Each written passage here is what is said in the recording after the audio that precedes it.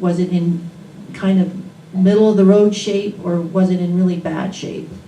And you don't want to wait until babies are in really bad shape, but you shouldn't get gases that look absolutely amazing, like this baby could have handled labor longer. That would be discouraging. So does that you get those after the baby's born? Well, you can ask your doctor and say, when the baby's born, I'd like you to get arterial blood gases and share those results with me, because I want to know for sure if this baby was not handling labor. Now, one of the things they can do is, there's 3 reasons why they suggest that babies are not handling labor. One is they think that maybe you're getting infected.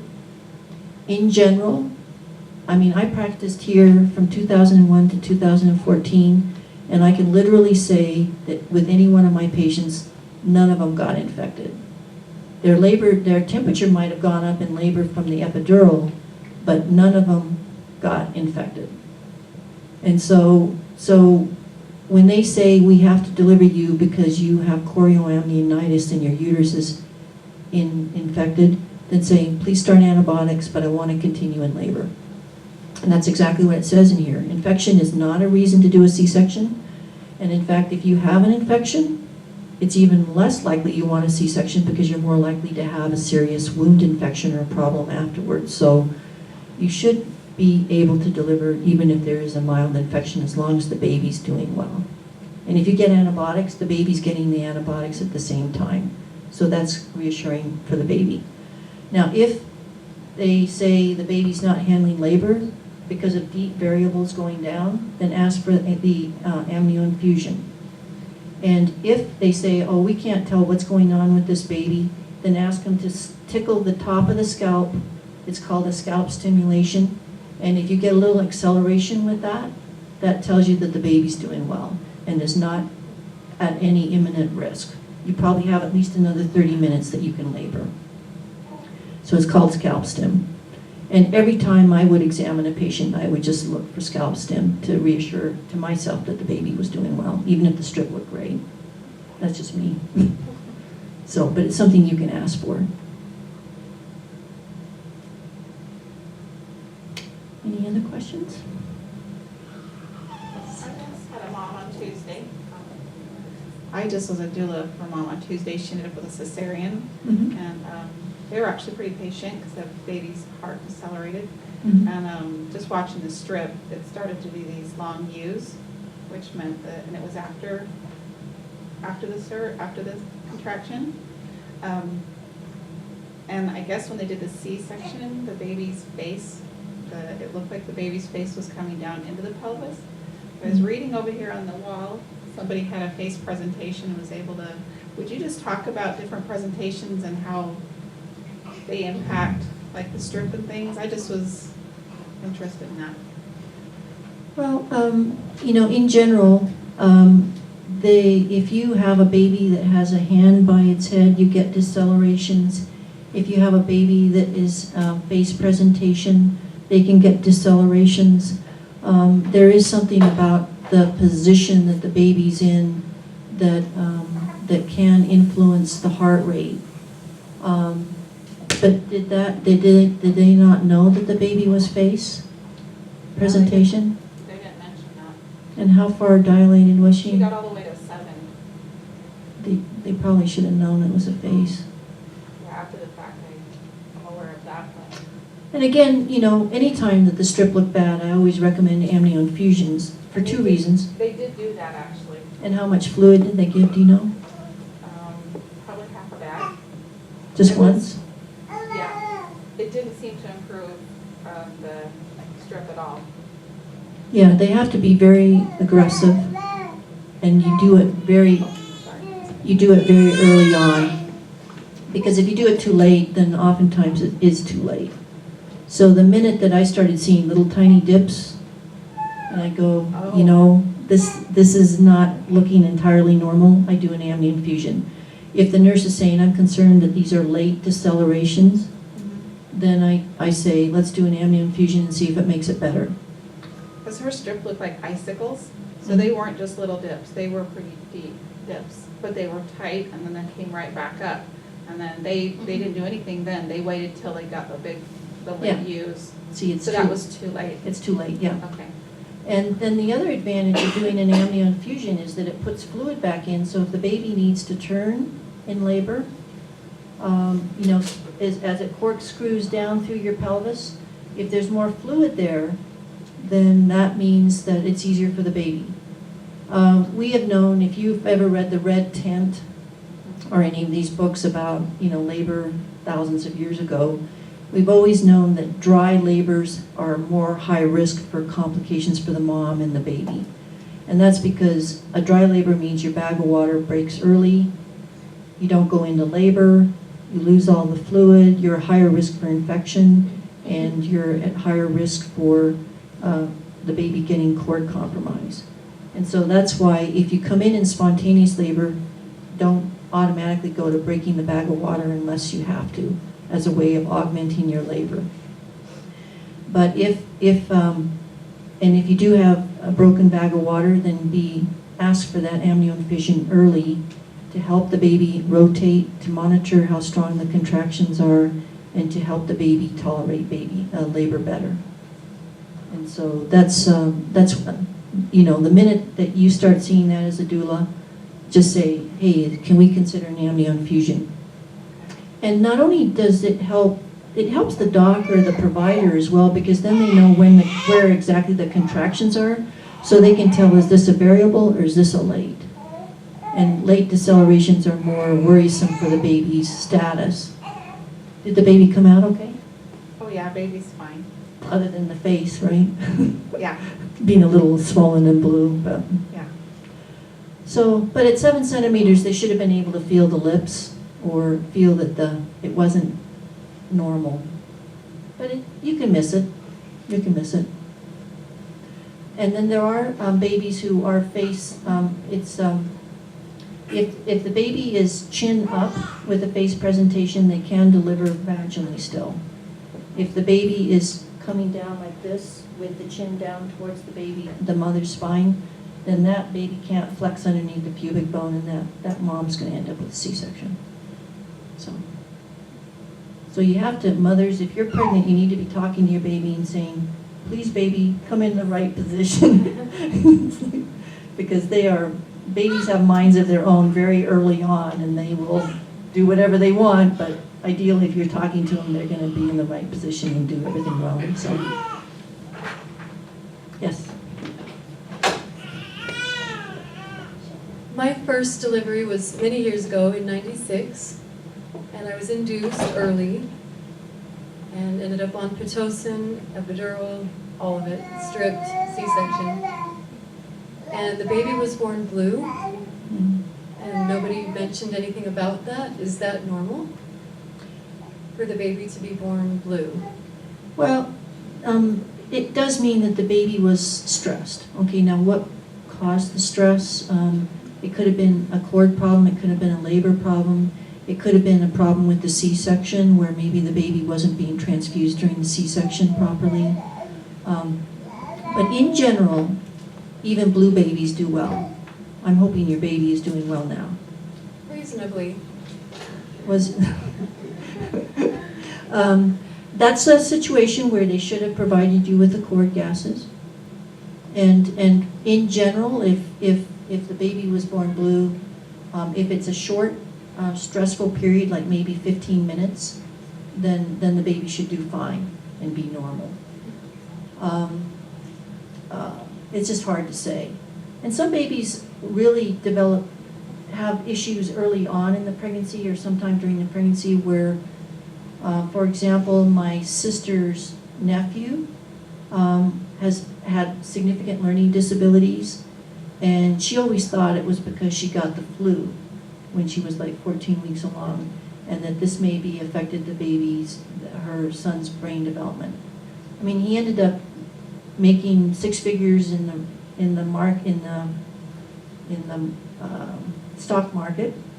So I mean, he ended up doing really well, but ultimately, yeah, if the baby was born blue, it was probably a little bit late. Are you gonna have another baby? My second baby, I had a midwife in the hospital and delivered B back in 5 hours. Excellent. So and this is our, Yes. we're very fortunate. We like success stories. So this is our third surprise baby, and I'm high risk. I have thyroid disease and I'm 40 almost, and How long ago was your last baby? 98. 98. So your next labor, 7 hours, 7 years, difference.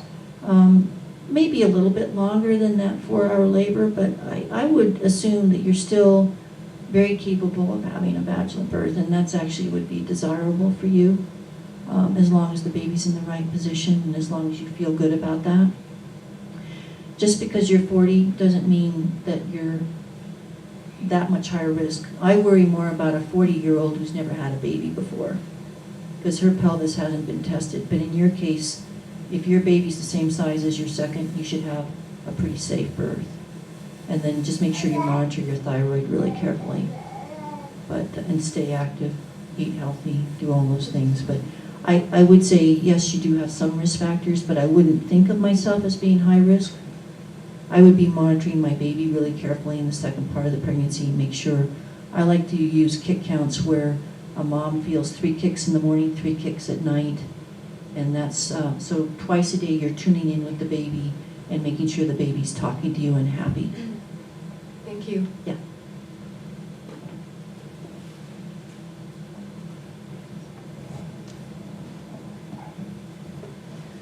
When is it truly, like, what's the statistic for women that truly have a small pelvis and are unable to birth vaginally?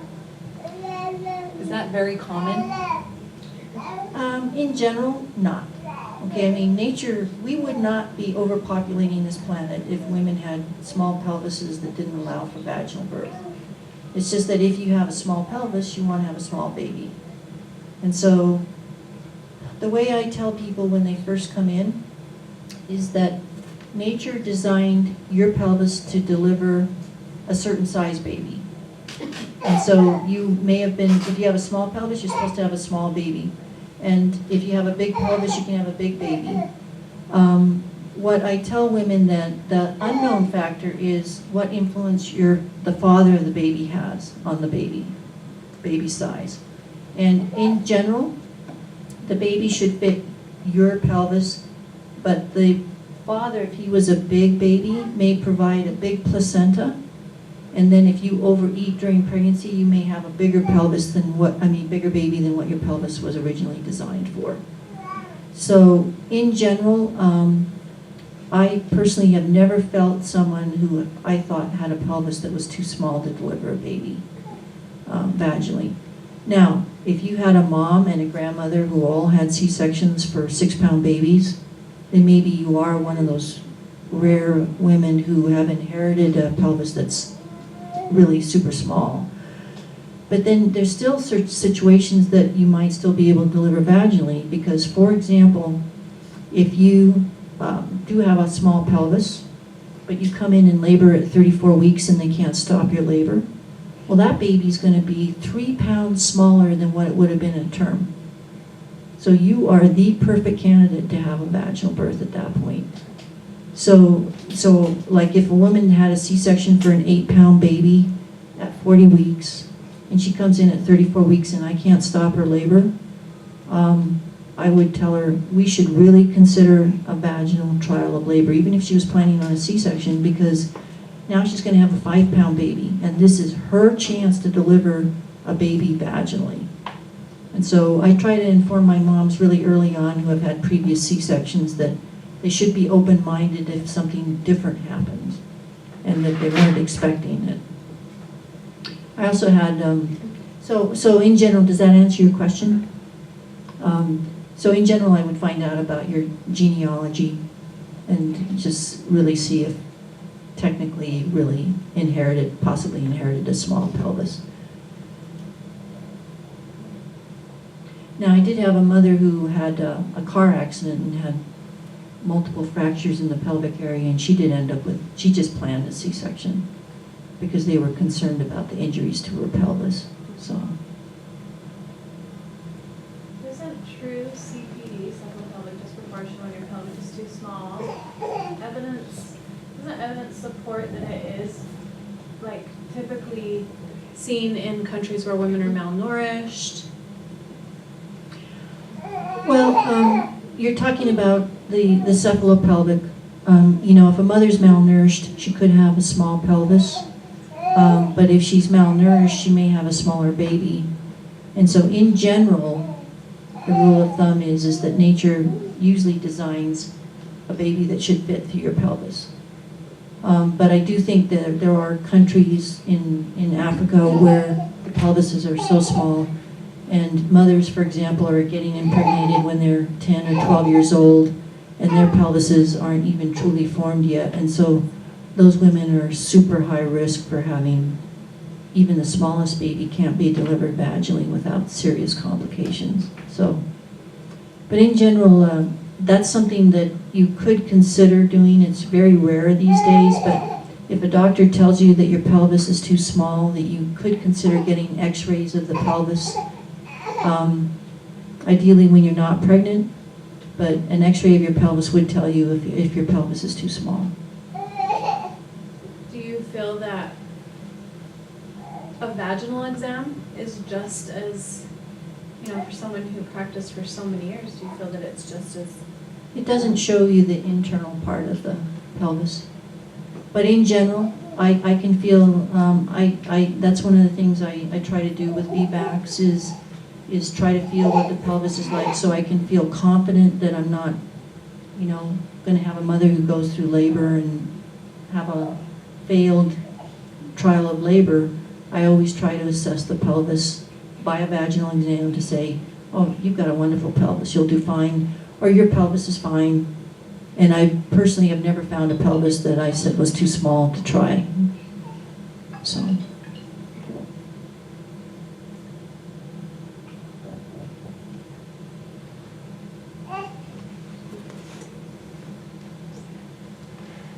Yeah, you. Your baby's been so well behaved that we have to let you have your question. Just a general question. Why do you think there's so many providers that just don't encourage feedback, They just go straight to repeat, still with all the research and everything. Well, why there's the side of me that says, that they have higher malpractice rates. If your uterus ruptures, that they feel bad that they made the decision to let you labor. But I will tell you that if a doctor's going to get paid $3,000 for a vaginal birth or $3,000 for a C-section, and the vaginal trial of labor means you're going to be in the hospital for 12 hours, and with a C-section it's 45 minutes, what do you think a businessman's going to do? He's going to get his $3,000 for the 45-minute procedure where he's in control. So that's the big reason why people don't get trials of labor, is because doctors don't want the risk. They don't want to be there by your side. They just want to have it over. And so, they don't try to make a real honest analysis of what your chances are. And, I had one of my patients had a vaginal birth, 2 vaginal births first, and then she ended up with a planned C-section for a breech. And then she came to one of my partners and he said, oh, we'll have a trial of labor because you've had 2 vaginal births. She showed up in labor. He just did another C-section. So now she has 2 C-sections. Nobody up in northern Utah likes to do 2 previous C-sections. She came to me. I said, we'll go ahead and you're a great candidate. And with her 5th baby, she delivered vaginally. With her 6th baby, she delivered vaginally. With her 7th baby, she delivered vaginally. And so she did really well. But she didn't have the easiest of labors. The first time I met her, she broke her bag of water and she was so afraid that I was going to do another C-section is that she didn't call me for 48 hours. And then finally her sister talked her into calling me. So I called her up and I said, it's fine, come on in, we'll just make sure the baby's okay. And we ended up giving her Pitocin, and she ended up having a little bit longer labor, but she did fine. She delivered vaginally, it was just a matter of time.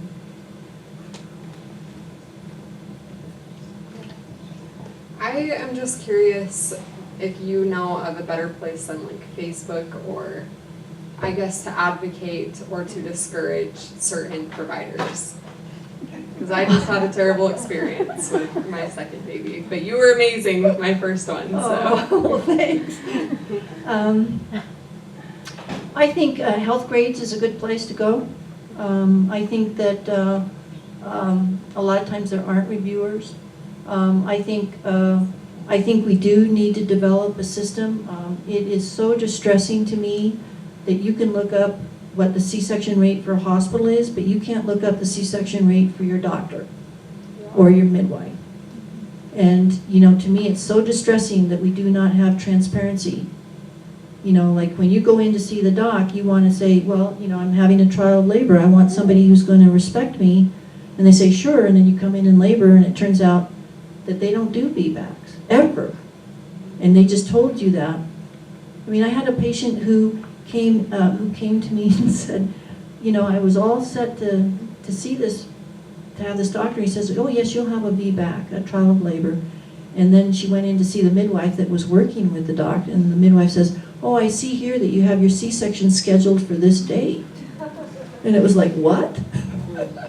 It was horrifying. Yeah. And so Healthgrades right now is the place to go, but you know, maybe we need to consider developing a website where people can go and can say, you know, I had a really horrible experience. And I remember, you know, one of my, one of these doctor that I knew up in Seattle, he was the world's best doctor I'd ever been to. I mean, he was as good or better with females as I was, and I felt like he was wonderful. He was like a brother to me.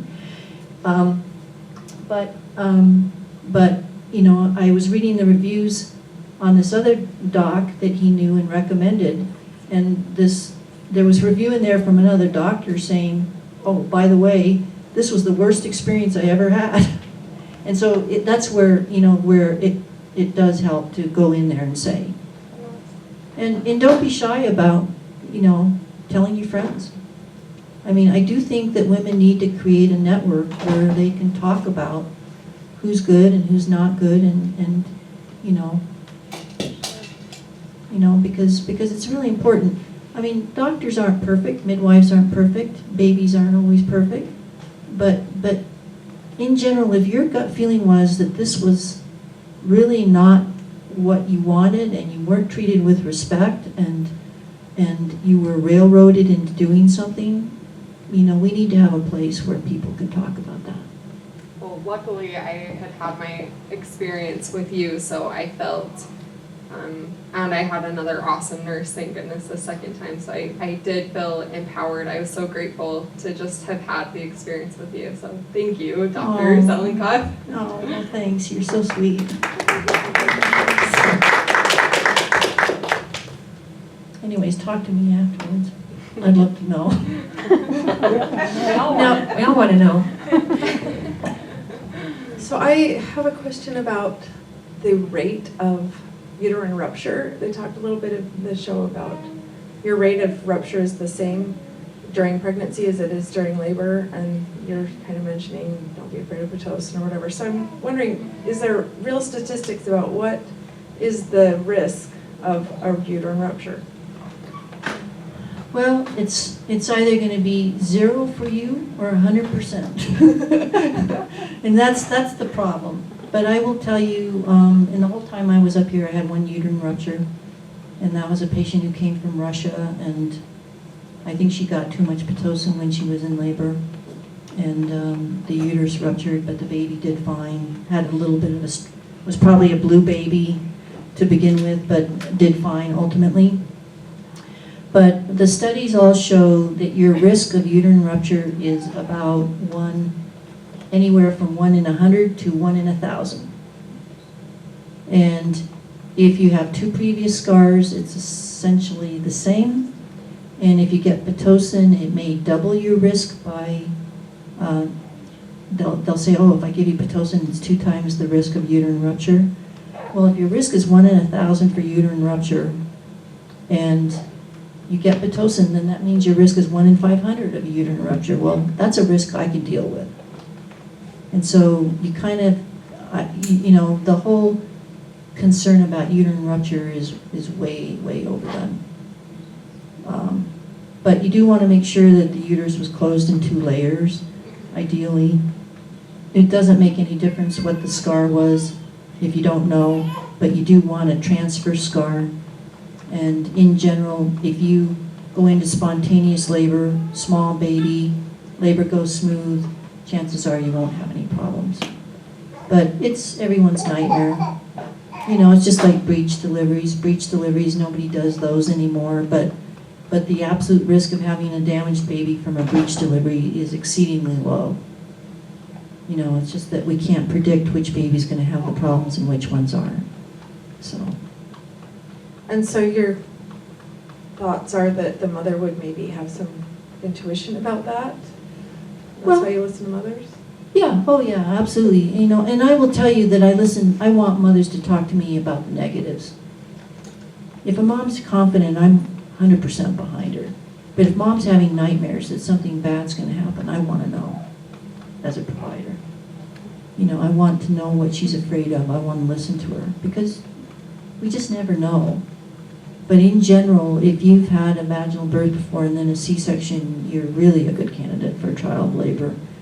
And I have delivered up to 3 previous scars vaginally without any problems.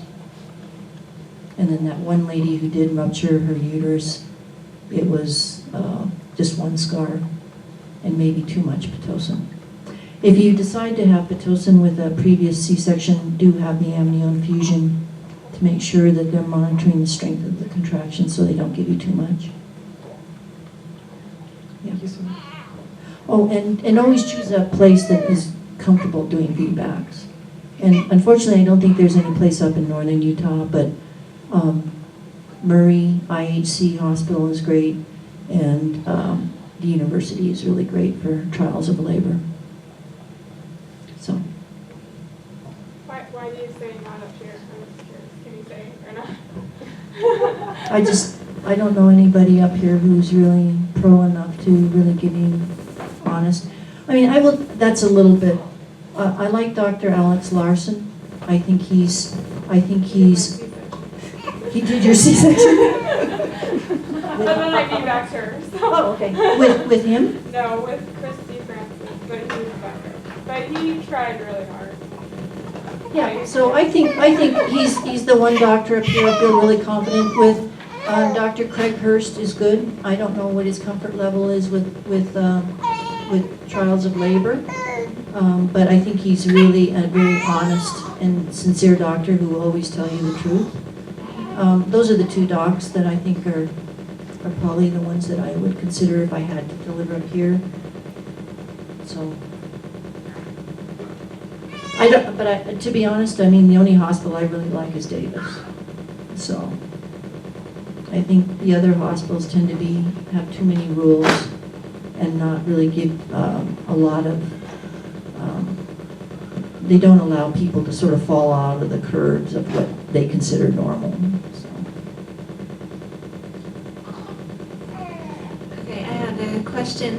With the uteruses that have been known to rupture, do you know if the moms have had any symptoms, or do they feel tight around the scar, or any burning sensations or anything like that? I will tell you that I would not, none of them have scar pain or anything like that. All of these were in labor. They tried to measure how thick the lower uterine segment is to see if they can predict which ones are going to rupture. They haven't been able to do anything with that. The one time that I think it's reliable is if you have an epidural and you're in labor and all of a sudden you feel continuous severe pain, that's probably a uterine rupture.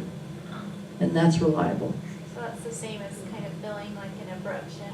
If somebody had an abruption, you just have that all across hardness and pain. Exactly. That same kind of- Exactly. And if that happens, the baby's heart rate almost always goes down.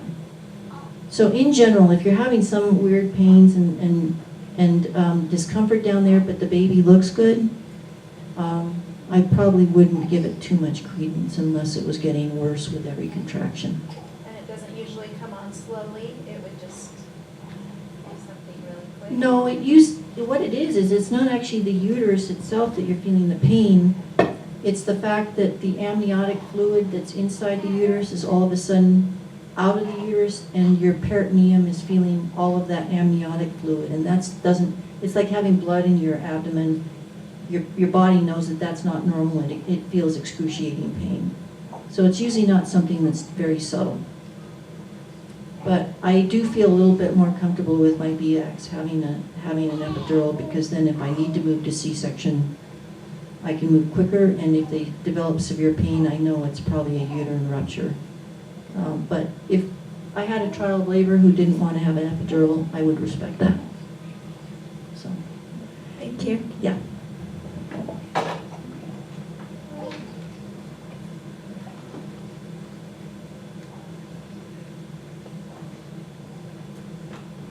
So is this the little V-back baby? Yeah, she was Oh, great. yeah. Well, she looks like she really likes her mom. She made it easy for you. She so. did a really quick labor with her. So.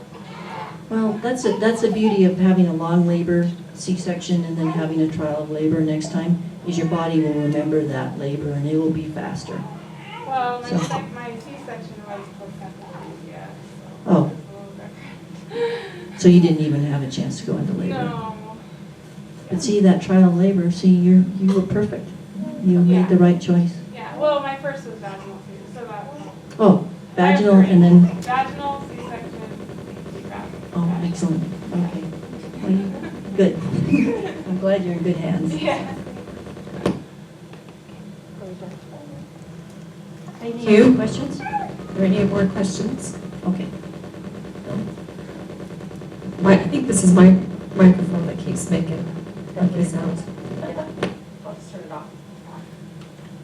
We want to thank you. I made you some cookies. Oh, thank you. Thanks for everything. Oh, thank you very So much. hopefully they taste okay.